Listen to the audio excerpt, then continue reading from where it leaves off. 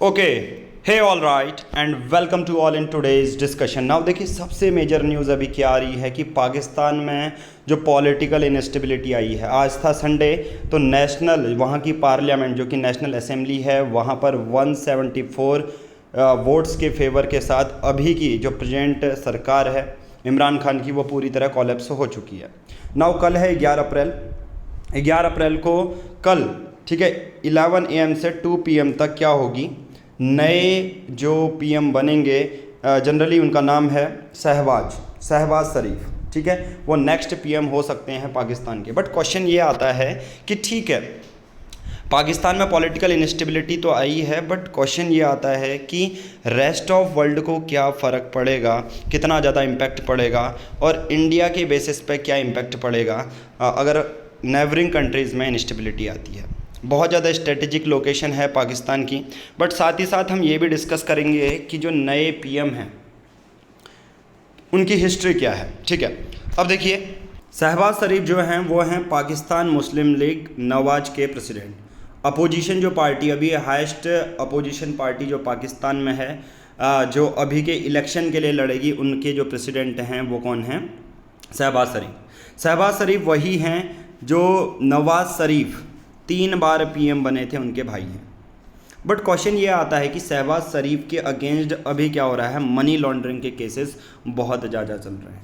Money laundering का मतलब क्या होता है? मनी लॉन्ड्रिंग का बहुत सिंपल सी बात है। देखिए, पाकिस्तान की जो FIA है, ठीक है, FIA है फॉरेन इंटेलिजेंस एजेंसी, उसने क्या कहा है? देखिए, FIA officer probing money laundering charges against the Shahbaz Sharif goes on the leave.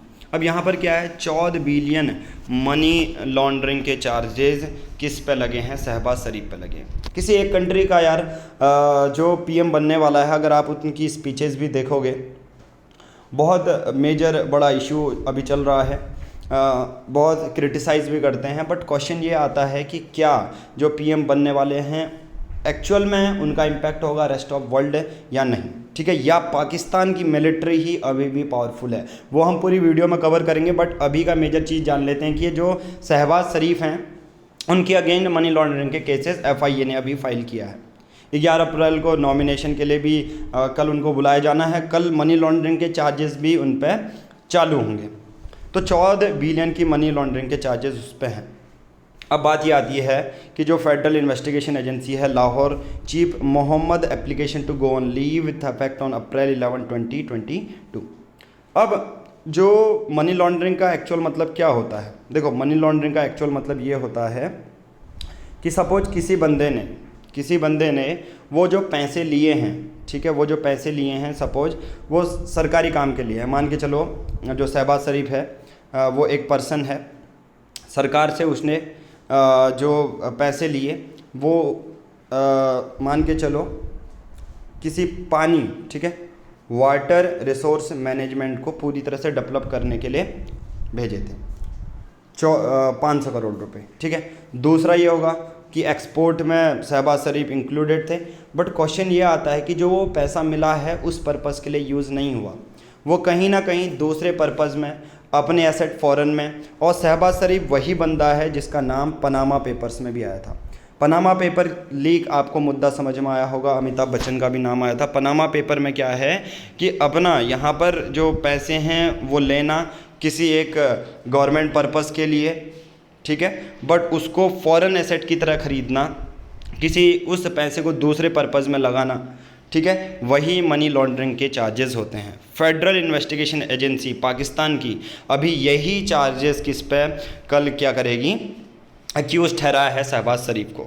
But question ये आता है, ठीक है, ये तो अभी पाकिस्तान के PM बनने वाले हैं, कल डिसीजन हो जाएगा, नए चुने जाएंगे PM। बट क्वेश्चन ये आता है कि रेस्ट ऑफ वर्ल्ड को कितना ज़्यादा फ़र्क पड़ेगा, स्पेशली इंडिया को, जब पाकिस्तान में इतना ज़्यादा पॉलिटिकल क्राइसिस इनस्टेबिलिटी आई हुई है। तो जो पॉलिटिकल अपील है पाकिस्तान में means for rest of the world. देखो, पाकिस्तान एक ऐसा देश है, 220 मिलियन लोग हैं। अब पाकिस्तान की अगर मैं आपको जोग्राफिकल लोकेशन बताऊं तो वो अपने आप में ही स्ट्रेटेजिक है। मैं आपको मैप में लेके चलता हूं। नाउ देखिए, अब आ गए हैं मैप की तरफ। ये है इंडिया, ये है पाकिस्तान। अब पाकिस्तान के वेस्ट में है अफ़गानिस्तान, ईस्ट में है इंडिया, ठीक है, अच्छे से ध्यान से देखो। पाकिस्तान के वेस्ट में अफ़गानिस्तान में है, ईस्ट में इंडिया है और नॉर्थ ईस्ट में चाइना है। अभी आप सबको पता है अफ़गानिस्तान में किसका कंट्रोल है? अभी अफ़गानिस्तान में पूरा कंट्रोल है तालिबान का। और तालिबान और अभी पाकिस्तान में जो इंस्टेबिलिटी आई है, तो तालिबान क्या कह रहा है कि इस पर्टिकुलर लोकेशन में अब रूल कौन करने वाला है। देखिए बहुत सिंपल है यार, एक जगह है, क्या है? कतर, ठीक है। अब देखिए अफ़गानिस्तान और पाकिस्तान, अफ़गानिस्तान में अभी कंट्रोल किए हुए है तालिबान, जैसे मैंने ऑलरेडी बताया। पाकिस्तान में पॉलिटिकल इंस्टेबिलिटी आई है, तो अभी यहाँ पर एक देश है कतर। तो अभी क्या कह रहे हैं, जो अफ़गानिस्तान की जो अभी तालिबान ने कंट्रोल किया है कि इस पूरे रीजन में स्ट्रेटेजिक जो इम्पोर्टेंस है पाकिस्तान। अब देखो अफ़गानिस्तान के पास ह्यूमैनिटेरियन क्राइसिस चल रहा है, इकोनॉमिक अभी क्राइसिस चल रहा है। तो अफ़गानिस्तान की जो कंट्रोल किए हुए है तालिबान, वो नहीं समझती कि हमें कोलैबोरेशन करना चाहिए पाकिस्तान के साथ, क्योंकि इतनी इंस्टेबिलिटी आई है। अब यहाँ पर एक दूसरा देश आने वाला है, वो है कतर। इवन यूएसए भी क्या चाह रहा है कि जो अफ़गानिस्तान में इतना ज़्यादा इंस्टेबिलिटी आई है या इस रीजन में, उसमें किसकी हेल्प ली जाए? कतर की हेल्प ली जाए। तो यहाँ पर अब उतना ज़्यादा मेजर इम्पोर्टेंस नहीं रही इस रीजन में पाकिस्तान की, due to various political crisis. अब इंडिया के लिए भी है, इंडिया के लिए भी इम्पैक्ट है। और इवन यूएसए के जो एक्सपर्ट ये कहते हैं कि अभी भी पॉलिटिकल इंस्टेबिलिटी का कोई फ़र्क नहीं है। एक सेक्शन ऑफ जो ग्रुप ये भी कह रहा है कि जो अगर पाकिस्तान में इंस्टेबिलिटी आई है तो वो कोई नई चीज़ है। हालांकि इमरान खान पहले ऐसे प्राइम मिनिस्टर हैं पूरे हिस्ट्री में जो नो कॉन्फिडेंस ऑफ मोशन के फेवर में हार गए, ठीक है, अपनी सीट पूरी तरह हार गए। बट क्वेश्चन यहाँ पर ये आता है कि इंडिया को क्या इम्पैक्ट पड़ेगा। बट कुछ सेक्शन ऑफ जो पीपल हैं वो क्या कह रहे हैं कि कोई ज़्यादा फ़र्क नहीं पड़ेगा, क्योंकि पाकिस्तान जो पहले से ही कंट्रोल करते हुए आ रही थी मिलिट्री, पाकिस्तान की मिलिट्री, समझ में आ रहा? जैसे रिलेशन जो स्ट्रेटेजिक डिसीजन पहले से ही मिलिट्री ले रही है, वहाँ पर गवर्नमेंट चेंज होने का कोई मतलब नहीं बनता। अगर गवर्नमेंट चेंज भी हो रही है तो ज़्यादा फ़र्क नहीं पड़ेगा। समझ में आया इसके पीछे रीज़न क्या है? साथ ही साथ इमरान खान के साथ चाइना के पुराने सीपैक रिलेशन थे। China Pakistan economic corridor 60 billion की इन्वेस्टमेंट होनी थी। और पॉलिटिकल पार्टीज़ अब दोनों ही फेवर में है। पोटेंशियल सक्सेसर जो शरीफ है, the younger brother of 3 time former prime minister Nawaz Sharif, struck deals with China directly as a leader of eastern province of Punjab, and his reputation for getting major infrastructure project off the ground while avoiding political grandstanding could in fact be music to buzzing ears। यहाँ पर ये बात की जा रही है कि political crisis तो ठीक है, बट क्या उतनी अच्छी इमेज है अभी के पीएम की? शहबाज शरीफ देखो 14 बिलियन का मनी लॉन्ड्रिंग का चल रहा है, उतनी ज़्यादा इन्वेस्टमेंट आएगी क्या? इकोनॉमिक क्राइसिस तो आना ही आना है, कहाँ? पाकिस्तान में। साथ ही साथ अब हम बात करेंगे इंडिया के बारे में कि इंडिया में क्या इम्पैक्ट पड़ा। 1947 से 3 वॉर लड़े जा चुके हैं और 2 उसमें से डिस्प्यूटेड जो कश्मीर के बेसिस पर लड़े हुए कि मुस्लिम मेजोरिटी है उस एरिया में, कश्मीर के मुद्दे पे उन्होंने लड़ा।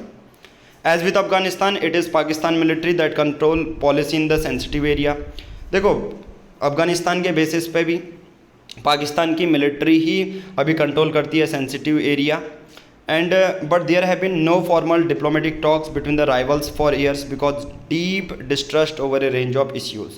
अभी क्या हुआ है, जब पीएम इमरान खान थे, हाल ही में जब निकल रहे हैं, तब तो वो कह रहे हैं कि इंडिया क्रिकेट की वजह से मुझे बहुत ज़्यादा प्यार करता है, अभी ये बोला गया। बट उससे पहले इन्होंने पूरा नरेंद्र मोदी को क्रिटिसाइज़ किया, कोई फॉर्मल डिप्लोमेटिक टॉक्स नहीं हुई। अब हम बात करेंगे एट द एंड, कल जब नए जो पीएम शहबाज शरीफ बनेंगे तो क्या इम्पैक्ट रहेगा इंडिया में, क्या डिप्लोमेटिक टॉक्स होंगे रिगार्डिंग कश्मीर, और दूसरे उसमें वो हम नेक्स्ट उसमें जानेंगे नेक्स्ट करंट अफेयर में।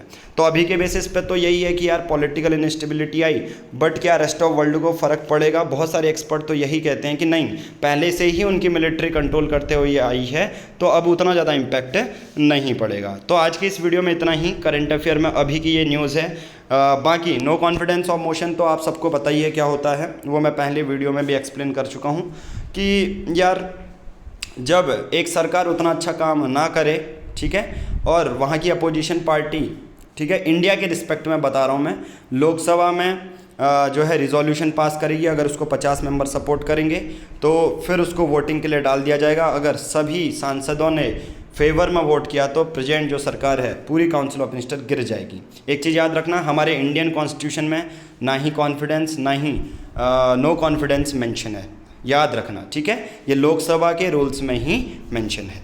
चलिए आज की इस वीडियो में हम इतना ही करेंगे। होप आपको ये वीडियो पसंद आई होगी। वीडियो अच्छी आई है, अच्छी लगी है तो वीडियो को लाइक कीजिए, कमेंट कीजिए और सब्सक्राइब कीजिए। Thank you, have a nice day.